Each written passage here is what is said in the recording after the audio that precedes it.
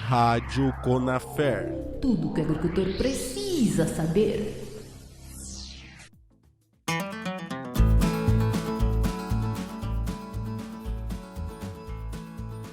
Bom dia, boa tarde, boa noite a todos os agricultores e agricultoras familiares do Brasil. Esse aqui é mais um podcast da Rádio Conafer. E hoje aqui na mesa a gente tem o Rômulo Deia aqui do meu lado no suporte técnico. Bom dia, Marjorie. Bom dia a todos.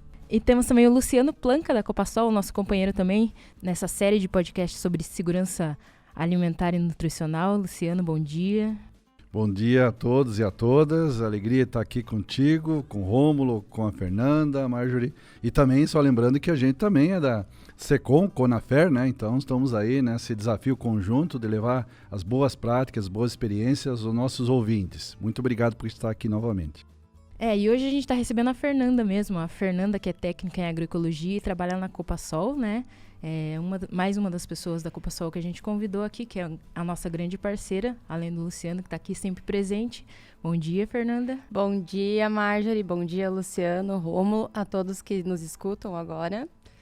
Fernanda, eu gostaria que você falasse um pouco mais da sua trajetória, né? Que é de praxe aqui do podcast, né? Que todos os convidados falam um pouquinho sobre a trajetória deles. O que fez você chegar na agricultura familiar? Conta pra gente. Primeiramente, estou muito feliz em estar aqui, né, compartilhando com vocês um pouco da minha história e como começou na agricultura.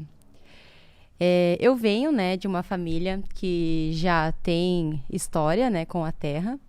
Então, meus avós, minha mãe já trabalharam com a terra. Porém, quando eu, né, me dei por criança lá, quando eu tinha meus 6 anos de idade, já estava na cidade. Mas mesmo assim mantinha contato com a produção dos meus avós, que era na cidade, né? E com o passar dos anos, fui vendo que isso era mesmo com o que eu queria viver, trabalhar. E fui fazer uma formação no litoral do Paraná, na Universidade Federal de Matinhos, o técnico em agroecologia. É um curso de 3 anos, onde a gente aprende vários sistemas de produção, de base agroecológica. A gente trabalha também com as políticas públicas, com as questões humanas e ambientais. E o que você faz na Copasol?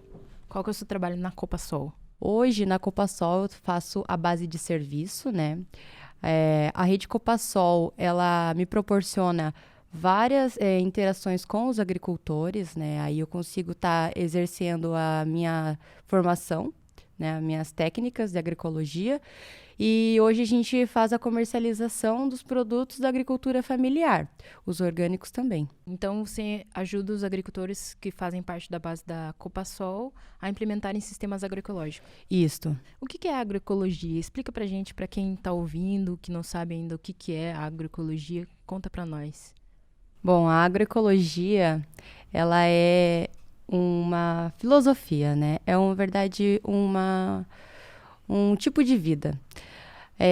Também utilizada para manejos na agricultura, mas a agroecologia, como diz o nosso Chico Mendes, a agricultura sem lutas de classe, ela é só uma jardinagem.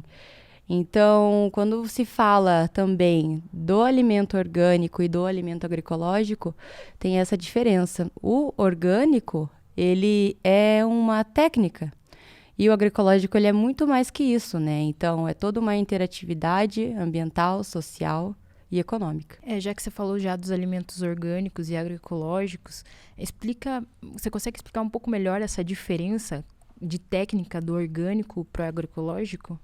O orgânico, né, ele vem de toda uma legislação, né, que é a Lei 10.831, do ano de 2003, aonde lá ele implementa os métodos de produção, de embalagem e toda, né, essa interatividade com o solo, o que pode e o que não pode. O agroecológico, ele também inclui essa questão que é muito forte da agricultura familiar, né? Que é onde você está, utilizar daquilo que tem disponível, né, como questões de baixo custo, a questão ambiental, né, cuidado com a agrobiodiversidade, Então, a agroecologia aí é um mundo muito lindo, é um mundo muito legal a ser explorado, que todo mundo deveria ter essa experiência, né? Porque é muito mais além do que o contato com o solo e a produção de alimentos. Nos últimos anos, o governo, ele, através da ministra da Agricultura, né, a Tereza Cristina, ele tem aprovado muito mais agrotóxicos, né? O que isso implica na segurança alimentar do brasileiro? Bom, isso daí, na verdade, é um grande problema, né? Pois o agrotóxico, ele vem sendo liberado massivamente por, na verdade, uma questão política que afeta diretamente na nutrição alimentar, né? E isto também é visto como uma forma de implicar ou dificultar a produção, né? Dificultar a vida de pequenos produtores, de pequenos agricultores. E também isso afeta nosso desenvolvimento, né? Eu acredito, até me permita aqui um pouco, Marjorie, falar um pouco sobre isso e o encantamento aqui que a gente tem na presença da Fernanda Botelho, né? Ela é uma jovem, então contou um pouco da história de vida dela e essa questão da Revolução Verde, né? Que trouxe esse modelo de defensivos, de agrotóxico mesmo. Na realidade, né, Fernanda, ele é pensado numa visão de agricultura diferente, né? De uma visão diferente de segurança alimentar, que ela vem da guerra, né? Então, o veneno, quando é utilizado, né, ele é para evitar os prejuízos que ia ter nas fazendas, né? E é diferentemente do que a gente vive hoje, né, na agroecologia, pensar nessa convivência com a natureza, né? Então, quando a gente usa veneno dentro do modelo da Revolução Verde, eles estão pensando em não perder na produção. Então, eles não estão preocupados com quem que vai comer, o que vai... para eles não ter o prejuízo da produção. É isso mesmo, Fernanda? É isso mesmo, Luciano. Mas também a gente vê, né, outro caminho, que é a agroecologia, que aí a gente demonstra que não é necessário você utilizar o agrotóxico para perder a produção, se você tiver um equilíbrio com a terra. Então, a gente mostra esse mundo, né, também para fazer a transição agroecológica. Entendi. Então, existem modos de você produzir, você acabar com as pestes, por exemplo, numa produção, sem que seja utilizando agrotóxicos. Isso, com certeza. Hoje em dia já existem técnicas, né, com biofertilizantes, com outros insumos que não são, que afetam, né, no alimento, que intoxicam as pessoas também. E você creio que você já tem implementado esses métodos de produção em alguns lugares, né? Você pode falar sobre esses métodos de produção, esses modos de produção agroecológicos e onde você já implementou eles? Os métodos que a gente utiliza, né? Eu tenho começado agora a fazer isso e a gente tem utilizado principalmente as plantas companheiras, né? Elas ali se ajudam com as questões também das aromáticas, que inibem os insetos. Tem também os biofertilizantes, que são utilizados aí para pulverização, né? Também para fertilidade da terra. E também a gente utiliza as questões das proteções, né? Para fazer isso, os consórcios das plantas. Queria aproveitar, já que você está já entrando já em um dos projetos que muito nos interessa, né?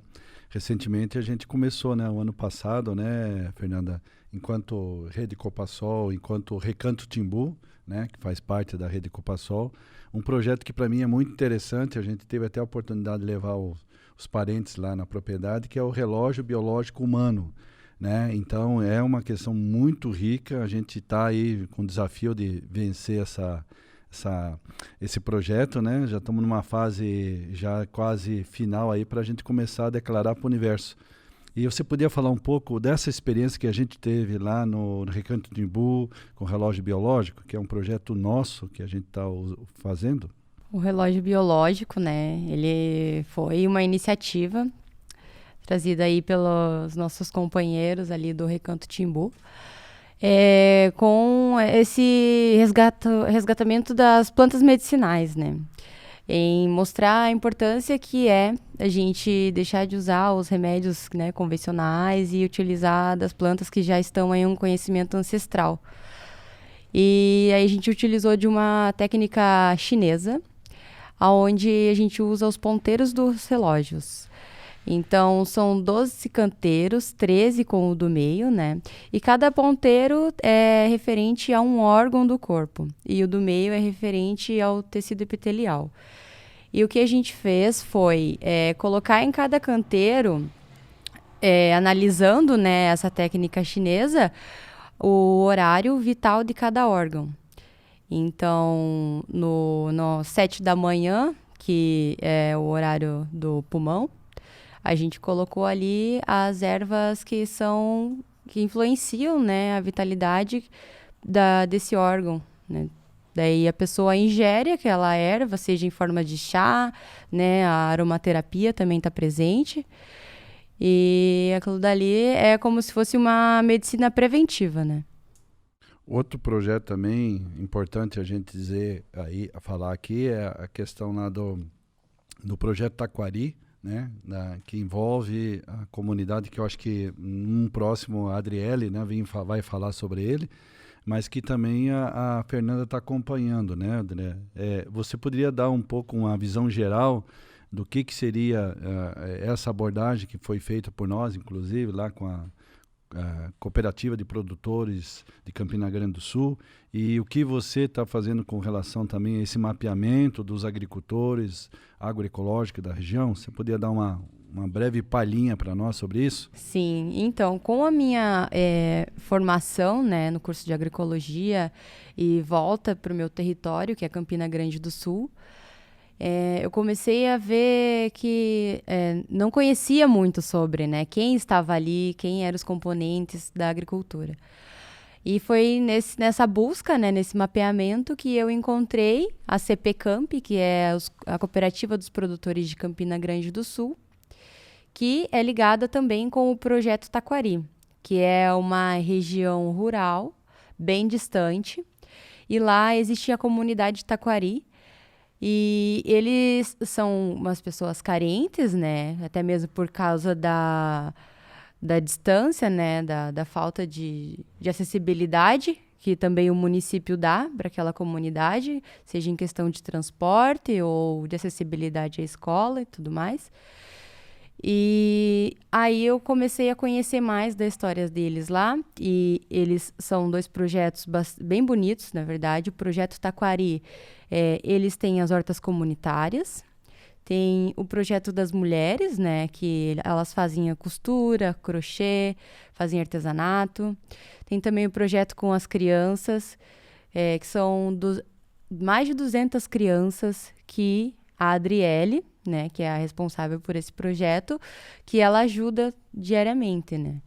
Então, ela faz também a questão da reciclagem, que é muito importante. Então, as crianças trazem os produtos para reciclagem e ela devolve com cestas de alimentos, que são produzidos nas hortas comunitárias, que é trabalhado pelas pessoas que têm um tempo ocioso, né? Porque por ser muito distante, né, de trabalho, de escola, de tudo, as pessoas daí vão para a horta para plantar, para conviver, e também depois colhem, né, para comer e viver também. Sustentabilidade e autonomia, Sustentabilidade. né? Marjorie, uma coisa importante que até a Conafer está trabalhando naquele projeto Girassóis, esse intercâmbio. Projeto Era? Projeto Era também, né? Eu queria, aproveitando aqui a Fernanda, que também é um jovem talento, uma jovem talento, né? Ela contasse um pouco da experiência dela enquanto academia, né? Enquanto ela vivendo na UFPR, no litoral paranaense. É uma área que a gente também logo vai estar trabalhando lá em Antonina e região, mas ela tem uma experiência bem interessante das bioconstruções que você fez lá com o povo indígena também, né? Isso aqui agora, Marjorie, me ajude aqui a explorar um pouco ela, porque ela é meio tímida, então a gente tem que fazer ela falar dessa experiência enquanto academia. Bem objetiva, né, também. É bem nisso mesmo, ok? Então, eu acho que seria muito legal a gente poder escutar na voz dela como é que foi também esse momento de reconexão. Eu acho que você viveu isso, ou tô imaginando. Foi incrível, né? Porque Todos nós, quando seguimos uma rotina, ainda mais eu que vim da cidade, esse momento de reconexão com a terra, né? O curso de agroecologia me proporcionou isso, com trabalhos com indígenas, como o Luciano já falou, já compartilhei um pouco com ele. Essa questão indígena, a gente fez, né, ali na aldeia Araçaí, em Piraquara, um resgate também, né? Vem sendo feito. Ali, aquela aldeia, eles vivem muito da cidade, né? Por ser muito próximo aqui de Curitiba, e a gente levou a proposta de agrofloresta e também de segurança alimentar a eles, para que eles retornem à terra e eles plantam, produzam e comam daquilo, que não dependam só de doações, né? E foi bem bacana, porque ali a gente conseguiu estabelecer uma escola. Então, a gente conseguiu ali dentro levantar uma escola e trazer também questões da bioconstrução, que aí já vem uma outra história, que é onde tem o Centro de Convivências Agroecológicas em Matinhos. Esse coletivo, né, começou ali em meados de 2014, eu ainda não tinha entrado no curso, e o pessoal dali começou as hortas comunitárias, né? Ocuparam um espaço ocioso da prefeitura e ali começaram a produzir e a reunir as famílias ali da periferia de Matinhos, né? Que é o bairro Tabuleiro e o bairro Vila Nova. E ali, então, eles começaram uma horta comunitária, daí foram para a segunda, daí teve entraves políticos da cidade, né? Como sempre tem quando a gente começa a movimentar muita gente, né? E hoje eu fico muito contente em compartilhar que eles têm o coletivo de agroecologia lá, bem forte, firme, e conseguiram construir uma ecovila numa área onde a prefeitura pensava em construir uma grande empresa, né? Pensava em privatizar. E hoje lá eles vivem em famílias e produzindo. Eles conseguiram o terreno da prefeitura para fazer uma ecovila no meio da cidade? Na verdade, são 2 pontos diferentes. Esse terreno da prefeitura, né, que é onde a gente conseguiu fazer a primeira horta comunitária, ele foi destruída, né? Tem até, se vocês procurarem pelas redes sociais, relatos da indignação das famílias que estavam lá, das pessoas que estavam construindo esse projeto, porque foi tentada uma negociação, né, com a Universidade Federal do Paraná e a Prefeitura de Matinhos, mas eles não quiseram. E daí a gente partiu para outro espaço, né? E daí um espaço onde hoje eles conseguiram lá montar essa ecovila e estão produzindo e distribuindo cestas agroecológicas no litoral do Paraná. Para que isso se replique, como que vocês conseguiram esse espaço? Esse outro espaço, no caso. Esse espaço já vinha sendo de invasão há muito tempo. E com o passar, né, entra político, sai político, hoje em dia o prefeito lá, ele conseguiu regularizar essas invasões. Então foi muita luta, sabe? Não é fácil, né? Quem vive das situações de invasão e luta pelo direito à terra sabe disso. Sim, é como o Luciano estava falando outro dia, uma das primeiras coisas que o produtor precisa é a terra, né? Para poder produzir. Olha que maravilha de depoimento, né? A gente tem aqui para um princípio, acho que a gente estabeleceu, né, com vocês aqui, Marjorie e Rômulo, trazer esse protagonismo da juventude, né? Para mim é muito legal escutar a fala dela, até para enaltecer essa importância, né, do sentimento de pertencimento da causa, né? Então, quando escuta a Fernanda falar, e eu confesso que eu sabia em parte dessa história, eu não sabia os detalhes, né? Então, a importância desse espaço estar vivo aqui na Conafer, de podcast, para trazer esse depoimento, né, de uma jovem que tem na história de vida pessoal já um processo de exclusão da terra, fez uma formação, né? E dentro dessa formação lutou para resgatar um pouco da sua essência, participou num dado momento desse projeto, né? Fez a história acontecer e hoje está nos apresentando isso como uma experiência de vida com quantos anos que você tem mesmo? 21. 21 anos, Marjorie. Pois é. É uma pupila. Então, eu queria aproveitar um pouquinho mais, Fernanda, até falar um pouco sobre... Também você tem um olhar muito forte para essa questão econômica da propriedade rural. Você tem um trabalho que já desenvolve, né, nessa questão de avaliar o perfil econômico. Você tem até uma técnica muito forte de administração rural, né, bem interessante. E o que tem a ver isso também com o trabalho que hoje você está desempenhando num dos canais de comunicação, de comercialização da Rede Copasol, que é o Empório Timbu. Você podia falar um pouco mais sobre isso, tanto da propriedade e esse canal de comercialização? Esse interesse, né, na verdade, é um amor para mim, trabalhar com a gestão, a administração. Já vem de um tempo que eu notei que precisava ter essa gestão sobre a questão econômica de uma produção, né? Como fazer essa análise financeira para que lá na frente a gente sabe o quanto vamos ter de retorno, o quanto a gente vai gastar, investir, né? E eu venho fazendo até mesmo, construindo, né, um plano de análise financeira como se fosse da minha propriedade, para que futuramente eu possa estar divulgando e também ajudando outros agricultores a estar fazendo também essa questão de empréstimo rural, né, e saber exatamente o passo que vai dar. Hoje, meu trabalho, né, com a comercialização dos produtos da agricultura familiar é diretamente ligado a isso. Então, eu faço toda a questão das compras, né, dos produtos, essa questão de comunicação com o produtor, né, de saber também as culturas, saber a época de cada alimento. E a questão também da comercialização, eu venho administrando para que as pessoas tenham essa alimentação adequada, sabe? Então, além de um trabalho econômico financeiro, é uma satisfação de ver as pessoas consumindo alimentos de qualidade.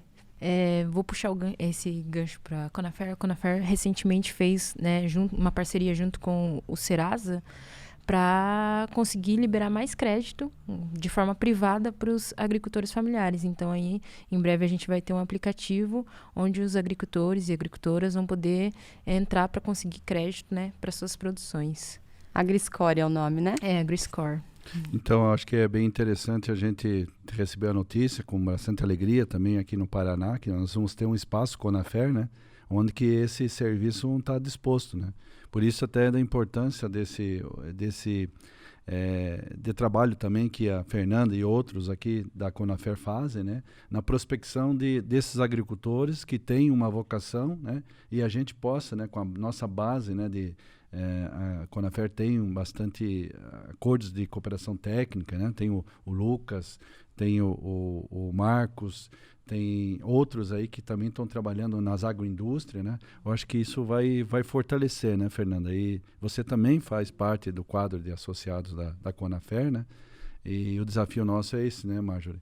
Isso dentro da segurança alimentar, como a gente fala, né? Tem a questão da produção, tem a questão da distribuição e a comercialização, né? E o consumo consciente desses produtos. Então, para nós, hoje, aqui nesse espaço aberto, né, Marjorie e Rômulo, para dizer um pouco sobre isso. Tem mais uma questão, né? Porque a gente fala bastante de política pública quando a gente está conversando aqui na mesa. E eu gostaria que a gente falasse um pouco sobre as políticas públicas para a agroecologia, né? Porque a gente fala bastante de política pública para o pequeno agricultor conseguir entrar numa produção, né? Conseguir movimentar uma produção, como isso é importante para a segurança alimentar e tudo mais. Eu vejo alguns editais que prezam a sustentabilidade, né? Alguns editais saem para o produtor, né, para premiar produtores que reflorestam ou que mantêm uma produção, né, que preserva a natureza, né? Esses editais, pode-se dizer que esses editais, eles são, de certa forma, agroecológicos também? E quais editais governamentais, né, quais políticas públicas governamentais existem para preservar, para fomentar, na verdade, a agroecologia hoje em dia? As políticas públicas para a agroecologia vem sendo aí, na verdade, tem várias políticas públicas que contemplam a agroecologia, né? Tem um levantamento que existe mais de 200 políticas públicas que contemplam a agroecologia. E essa questão do reflorestamento, né, da agrobiodiversidade, isso pode ser agroecológico, com certeza, porque isso contempla a flora, a fauna, e na filosofia da agroecologia, nos princípios básicos, isso é bastante enfatizado, né, a importância de ter esse financiamento, esse investimento. As políticas públicas, na verdade, aonde eu vejo que isso tem sido fomentado bastante, ainda mais agora na pandemia, é essa questão da CAPTA, que é o centro... Bom, eu esqueci, na verdade é de projetos que eles fomentam essa questão da agrobiodiversidade. Não tem problema, a gente coloca na descrição o nome Isso. depois, quando você lembrar, a gente coloca na descrição. Então, a CAPTA, ela lança editais, né, diariamente, para as pessoas aprenderem a escrever e aonde estarem plantando isso, né. A agroecologia, sem política pública, na verdade, sem política pública não tem agroecologia. O importante também, e aí me permite, Fernando, só Claro. fazer um reforço do que você falou. Nós temos aí historicamente, novamente, eu sou um egresso aí, nós temos aquele projeto que veio lá do CPRA, o Paraná Mais Orgânico, né? Então isso está acontecendo aí em alguns territórios aqui no Paraná. Teve no passado muito forte um programa nacional também da questão de fomento da questão do agroecológico, principalmente no Programa Nacional de Alimentação Escolar no Paraná, que pretende, né, até uma data aí, que a merenda escolar seja toda de produtos orgânicos. Então, existe aí um fator indutor do governo do Paraná para isso, né? É claro que isso depende, política pública não é espaço que é dado, ele é conquistado. Então, eu acho que mais uma vez reforço o papel aqui do canal de comunicação da Conafer para estimular as pessoas a ocuparem espaços enquanto política pública, né? E eu não posso deixar de citar também a Central Copassol participou de um edital feito pela Conexus, um fundo socioambiental, onde que privilegiaria, né, modelos de negócios que tivesse a cadeia produtiva baseada na preservação da agrobiodiversidade, principalmente na questão amazônica, né? E também nós fomos agraciados com esse projeto aqui no Paraná, através da Central Copassol, que está sendo financiada, num projeto da cadeia produtiva do mel, por exemplo, que a gente está trabalhando na região metropolitana de Curitiba. E isso decorre de uma conquista lá do passado. Então, acho que é bom reforçar o papel da política pública, mas a gente sempre enfatiza aqui, política pública não é só o Estado, é a sociedade também se organizando com as instituições e ocupando espaço e afirmando políticas públicas naquele modelo de produção que a gente acredita, que é a agroecologia. Sim, quando esses editais são voltados para alimentos orgânicos, eles não entram em conflito com o sistema agroecológico? Não podem entrar em conflito com o sistema agroecológico de produção? Eu não vejo assim, eu vejo porque quando você entra no universo mesmo, e aí a Fernanda pode até esclarecer com mais detalhes, né? O modelo de produção agroecológica ele já tem toda uma sistemática. Então, a certificação orgânica é um dos atributos de um modelo agroecológico, não é o único, né? Então, a gente pode trabalhar assim, dar acessibilidade ao agricultor pequeno, então tem que ter dinheiro para financiar a transição, então não tem como, tem que ter tecnologia, tem que ter a terra para isso e tem que ter terra, né? Tem Sim, terra. Dinheiro, assistência técnica e, mais importante de tudo, a experiência que a gente tem hoje, eu quero destacar, né, porque tem que falar isso para o nosso grande também parceiro, que é o Recanto Timbu. O Empório Timbu, que é o antigo Empório Copassol, né, Hoje tem uma experiência bem legal dos consumidores que você acompanha há um bom tempo, desse consumidor consciente. Você podia falar um pouco dessa tua experiência também, do que foi, você já está acompanhando isso praticamente quase um ano, né? Desde lá que nós estamos no outro espaço, com outro projeto, e agora com o projeto do Empório Timbu. Um pouco, como é que é a tua percepção desse, enquanto comercialização dos produtos agroecológicos? Claro, Luciano, só para ressaltar, né, que eu tinha falado da CAPTA, que na verdade ele é um guia de elaboração de projetos, de pequenos projetos socioambientais, né, que é muito importante para quem aí já tem terra, né, e também para quem não tem, para que alguém queira fazer um curso de embalagem, fazer um curso de meliponicultura ou alguma outra área para trabalhar aí com a agroecologia, né. Com certeza a gente vai deixar essa dica aí na descrição para quem tiver Sim. interesse poder se inscrever também. Agora falando sobre essa questão do consumo consciente, né, a gente tem clientes, um público, na verdade, parceiros, que se vê notavelmente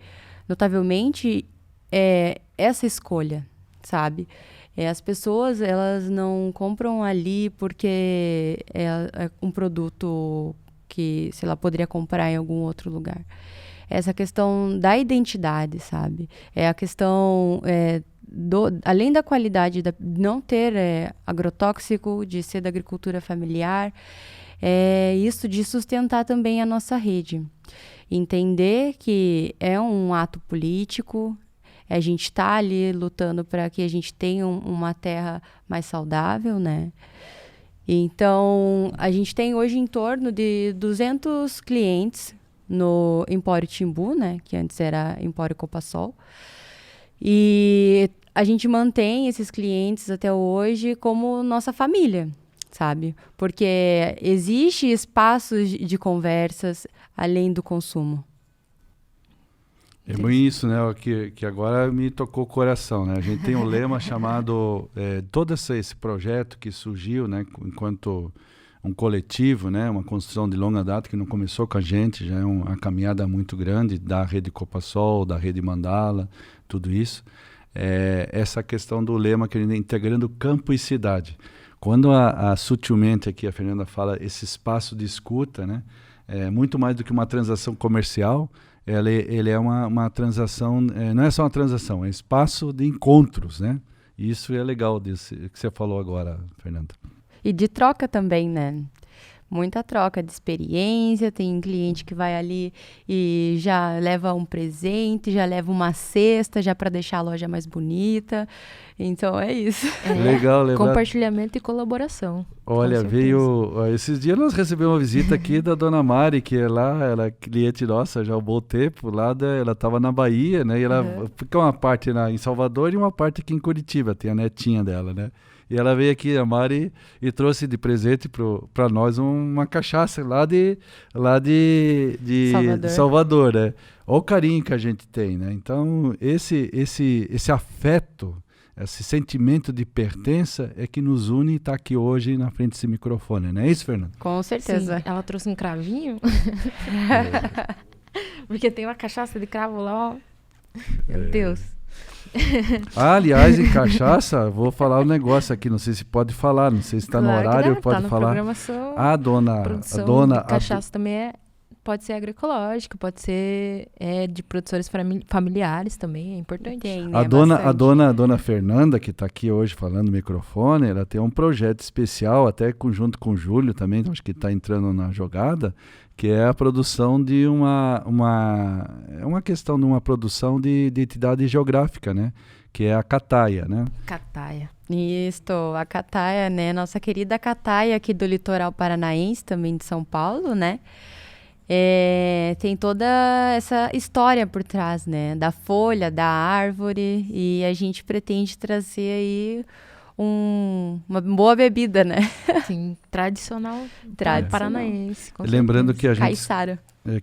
Isso que eu ia falar, Fernanda, é bom destacar que quando você fala assim em São Paulo é o Vale do Ribeira, então a gente tem uma área muito forte aí da Cananéia e tudo, é uma área que a gente está olhando com bastante carinho, estamos indo aí em Guaraqueçaba fazendo um trabalho também de palmito lá, pensando em alguma coisa, quando a Fernanda fala da Cataia Parece que essa cataia é exclusiva dessa região, né? Desse bioma, né? Isso.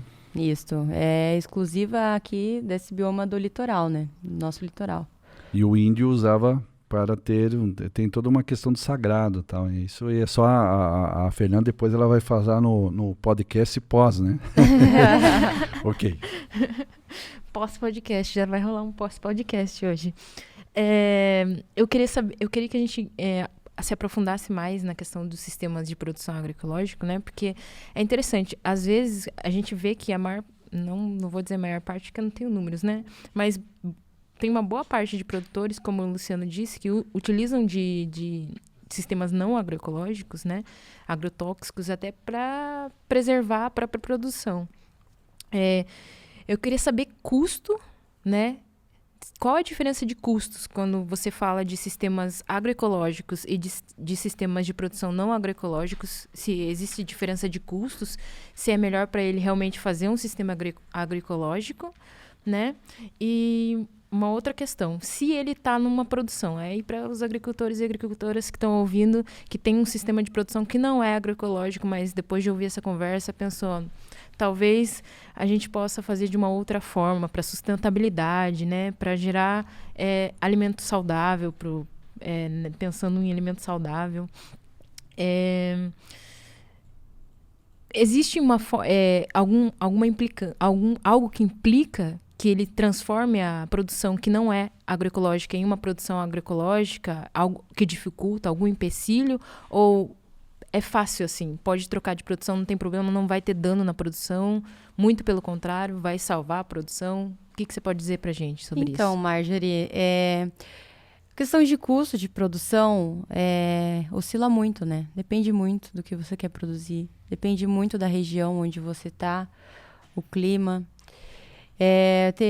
Tem muitos sistemas de produção que pode ser o agroecológico, o orgânico pode ser muito mais caro do que aquele que você usa em insumos químicos, né?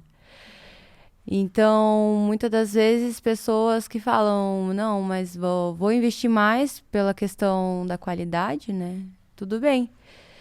Mas, com certeza, o benefício que você vai estar tendo com um produto agroecológico, né? Seja pelo trabalho, que você não vai ter esse contato, né? Essa intoxicação, vale muito mais. E valoriza a produção também, valoriza, né? Com certeza, né?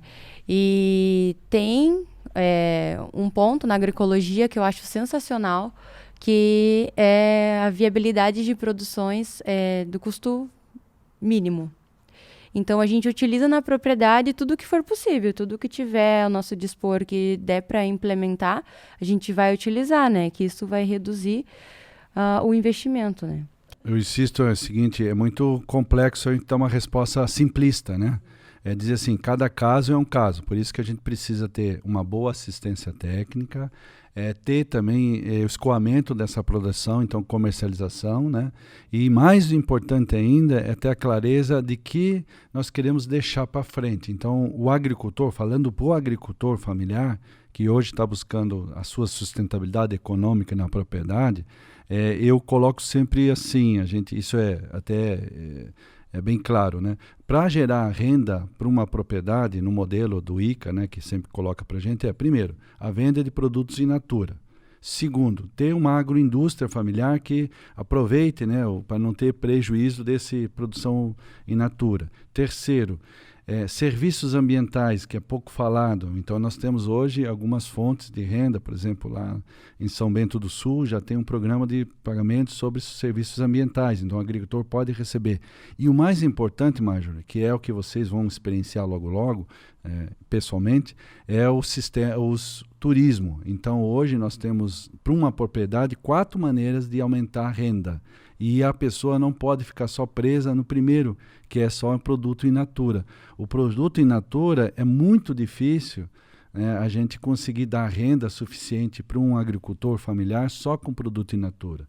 Então, por isso da importância de um extensionista, de um técnico agrícola que tem essa visão sistêmica. A agroecologia ela é um mundo mais complexo do que só orgânico. Por exemplo, tem propriedade que ela está quase na monocultura do orgânico. Também não é sustentável. Então, você pode ter grandes propriedades só de orgânico, mas aquilo está depondo contra uma questão mais de sustentabilidade. É esquisito falar isso, por isso a importância de ter assessoria técnica que tenha valores e princípios orientados para esse modelo que a gente quer sonhar para um desenvolvimento sustentável igual o ODS, né, que nós, a Conafer, somos signatários. Sim, com certeza. Vamos finalizar. Se você quiser falar Sim. alguma coisa, Luciano, Fernanda. Então, sobre essa questão da transição agroecológica, né? Hoje em dia tem muitos produtores que têm feito isso, né? Eu achei muito importante o Luciano ressaltar esses pontos onde é possível ter uma renda. E eu vejo que essa questão, a pessoa ela tem que mesmo ir lá, olhar olho no olho e vivenciar isso, né? Essa transição. E com certeza não é do dia para a noite, né? São pontos que você vai vendo aonde dá de melhorar, para também não ter a questão da perca, né? Então, eu acho que vale muito a pena, não tenho certeza, né, disso. Todas as pessoas que eu conheço hoje que trabalham com a agroecologia têm uma qualidade de vida que com certeza nunca tiveram antes. E estamos todos juntos aí também, para as pessoas que quiserem conversar, consultar, tentar, a gente bota a mão na massa e bora. Sim, até porque utilizar, por exemplo, defensivos prejudica o próprio produtor, né, também. A Sim. saúde do próprio produtor também. Sim, e sem falar, né, prejudica a terra, né, por muitos anos. O importante também, para fechar aqui essa conversa, acho que esse momento é muito importante de fala, né? E aqui nós temos um privilégio de ter uma jovem técnica que trabalha com amor à causa que desenvolve. Isso é o que nos anima a estar na Conafer, né? Esse amor, até o nosso presidente trabalha isso muito bem, o sentimento de pertença. Mais ainda, sozinho, não adianta um agricultor sozinho. Por isso que é importante ter a união dentro de uma associação, dentro de uma cooperativa, dentro de um sindicato, né, que nos ajude a juntos, né, buscar soluções coletivas. Não existe um agricultor sozinho, não faz verão, né? Eu acho que tem que ter mais agricultores juntos. Eu acho que o espírito aqui, né, Sim, colaborativo, né? Colaborativo, e pensar nesse associativismo através de associações, cooperativas e sindicatos. Um deles é o SAFER, que tem por objetivo promover esse ambiente, né, de prosperidade para o agricultor familiar. Lembrando que essa fera é os sindicatos da Conafer, né, que são associados à Conafer, que faz com que você faça parte também da nossa rede, né, e esteja aí conectado não só a novos conhecimentos, a novas pessoas que vão poder te auxiliar, mas também ter outras possibilidades, outros benefícios, né, que a Conafer oferece também. Falando, né, em Conafer, eu vou finalizar aqui falando do Projeto Era, né, que a gente falou de agroecologia, e a gente já falou do Projeto Era algumas vezes no podcast, que é a Estação Rural Agroecológica da Conafer, que fica lá no Girassóis. E é um projeto da Conafer também que visa não só manter sistemas, né, agroecológicos, né, um sistema sustentável de produção, mas ensinar também. E o projeto, a estação pretende ser uma escola para que outros produtores aprendam como produzir de formas sustentáveis, né? Produzir de formas agroecológicas, que eu acho bem importante a gente frisar. E quem quiser saber mais sobre o Projeto Era, tem no YouTube, na TV Conafer, tem no site da Conafer, conafer.org.br, e também acompanhar a gente nas redes sociais, @ConaferBR no Instagram, Twitter, e tamo aí. Também até no Facebook, né? Facebook é só procurar Conafer Brasil. Legal, gente. Muito obrigada. Agradeço mais uma vez por estar aqui com vocês, por ter essa prosa, né? E fico muito feliz de fazer parte da Conafer. Nossa, ficamos felizes também com você aqui, com a sua presença, com a presença do Luciano, que traz emoção para essa mesa. Muita emoção. Adoro, e muito conhecimento também, Luciano. Você traz emoção e conhecimento pra gente. É bem importante. Agradeço sempre a sua participação aqui no podcast, a participação da Fernanda aqui, da Copasol, que também é a nossa grande parceira, que está fazendo 10 anos esse ano também, junto com a Conafer. E é isso mesmo. Obrigado, Rômulo, por estar aqui fazendo o nosso suporte técnico. E eu agradeço a todos os ouvintes que ouviram a gente até aqui. E espero que essa conversa sirva para vocês de alguma coisa. Muito obrigada. Ficamos por aqui. Para saber mais, acesse conafer.org.br. Nos siga nas redes sociais, Conafer BR no Instagram, Conafer Brasil no Facebook, TV Conafer no YouTube e nos siga nas redes de streaming. É isso, tchau!